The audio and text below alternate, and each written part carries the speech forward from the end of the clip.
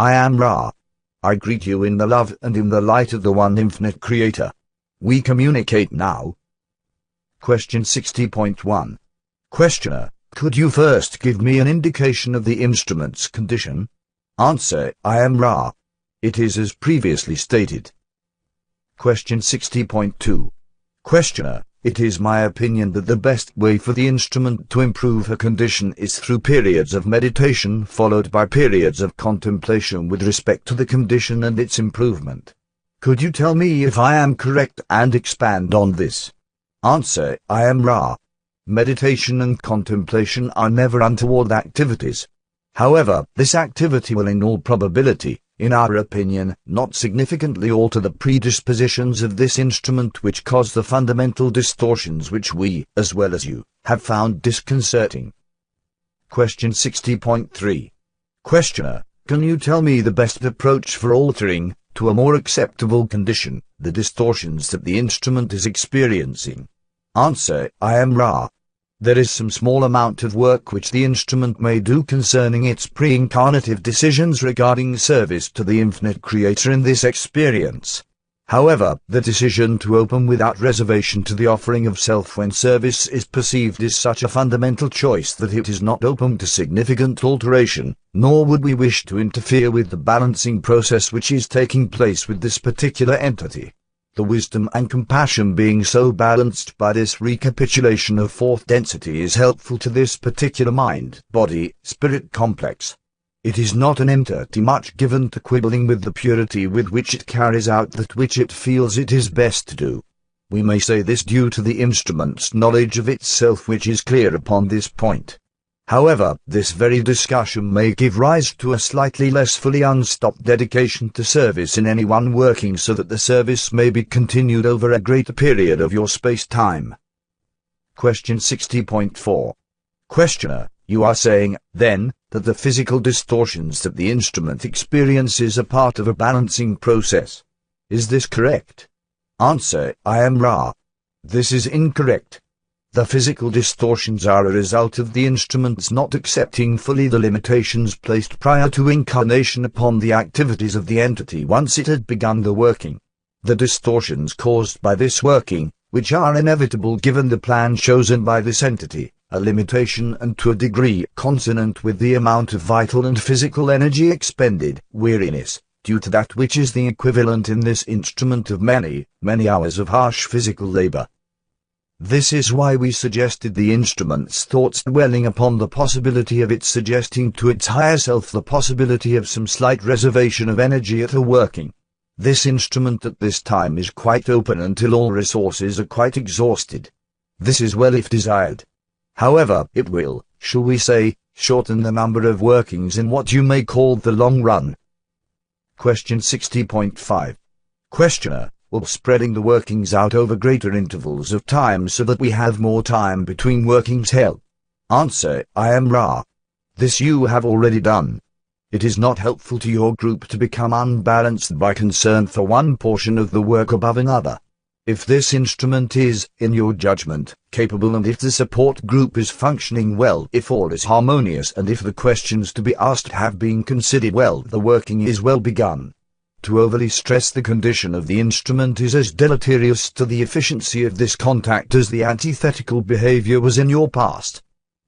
Question 60.6.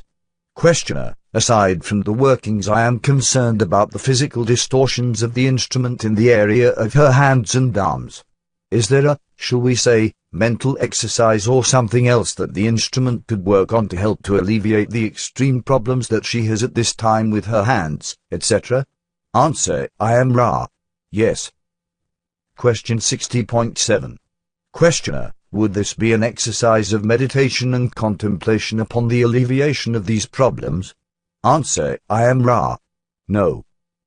Question 60.8. Questioner, what would she do then in order to alleviate these problems? Answer, I am Ra. As we have said, this instrument, feeling that it lacked compassion to balance wisdom, chose an incarnative experience whereby it was of necessity placed in situations of accepting self in the absence of other self's acceptance and the acceptance of other self without expecting a return or energy transfer. This is not an easy program for an incarnation, but was deemed proper by this entity. This entity therefore must needs meditate and consciously, moment by moment, accept the self in its limitations, which have been placed for the very purpose of bringing this entity to the precise tuning we are using. Further, having learned to radiate acceptance and love without expecting return, this entity now must balance this by learning to accept the gifts of love and acceptance of others, which this instrument feels some discomfort in accepting. These two balanced workings will aid this entity in the release from the distortion called pain. The limitations are, to a great extent, fixed. Question 60.9. Questioner, is the fact that the instrument was already consciously aware of this the reason that the first distortion was not in force in making it impossible for you to communicate this to us? Answer, I am Ra. This is not only correct for this entity which has been consciously aware of these learned teachings for some of your years, but also true of each of the support group. The possibility of some of this information being offered was not there until this session. Question 60.10. Questioner, when you spoke in the last session of energizing shocks coming from the top of the pyramid, did you mean that these came at intervals rather than steadily? Answer, I am Ra. These energizing shocks come at discrete intervals but come very, very close together in a properly functioning pyramid shape.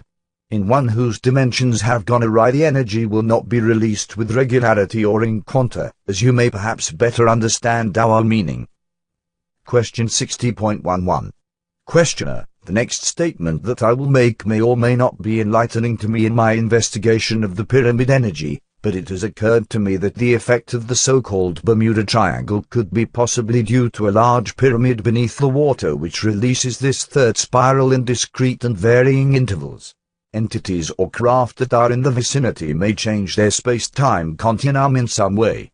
Is this correct? Answer, I am Ra. Yes. Question 60.12. Questioner, then this third spiral has an energizing effect that, if strong enough, will actually change the space-time continuum. Is there a use or value to this type of change? Answer, I am Ra. In the hands of one of fifth density or above, this particular energy may be tapped in order to communicate information, love, or light across what you would consider vast distances, but which with this energy may be considered trans-dimensional leaps. Also, there is the possibility of travel using this formation of energy. Question 60.13. Questioner, would this travel be the instantaneous type used primarily by sixth density entities, or is it the slingshot effect that you are talking about? Answer, I am Ra. The former effect is that of which we speak. You may note that as one learns the, shall we say, understandings or disciplines of the personality, each of these configurations of prana is available to the entity without the aid of this shape. One may view the pyramid at Giza as metaphysical training wheels. Question 60.14. Questioner, then is the large underwater pyramid off the Florida coast one of the balancing pyramids that Ra constructed, or did some other social memory complex construct it, and if so, which one? Answer, I am Ra. That pyramid of which you speak was one whose construction was aided by sixth density entities of a social memory complex working with Atlanteans prior to our working with the, as you call them, Egyptians. Question 60.15. Questioner, you mentioned working with one other group other than the Egyptians. Who were they? Answer, I am Ra. These entities were those of South America. We divided our forces to work within these two cultures. Question 60.16. Questioner, the pyramid shape then, as I understand it, was deemed by your social memory complex to be at that time of paramount importance as the physical training aid for spiritual development. At this particular time in the evolution of our planet, it seems that you place little or no emphasis on this shape. Is this correct? Answer, I am Ra. This is correct. It is our honor duty to attempt to remove the distortions that the use of this shape has caused in the thinking of your peoples and in the activities of some of your entities. We do not deny that such shapes are efficacious, nor do we withhold the general gist of this efficacy. However, we wish to offer our understanding, limited though it is, that contrary to our naive beliefs many thousands of your years ago, the optimum shape for initiation does not exist. Let us expand upon this point. When we were aided by sixth density entities during our own third density experiences, we, being less bellicose in the extreme, found this teaching to be of help.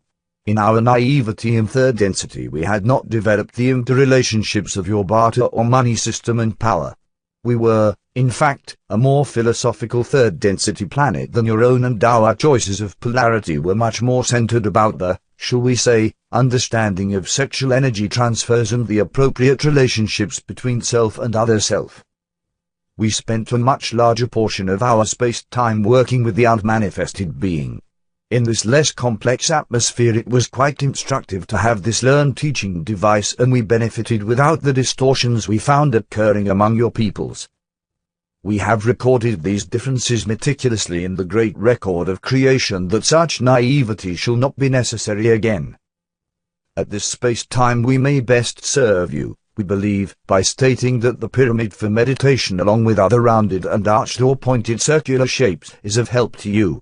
However, it is our observation that due to the complexity of influences upon the unmanifested being at this space-time nexus among your planetary peoples, it is best that the progress of the mind-body-spirit complex take place without, as you call them, training aids, because when using a training aid, an entity then takes upon itself the law of responsibility for the quickened or increased rate of learned teaching.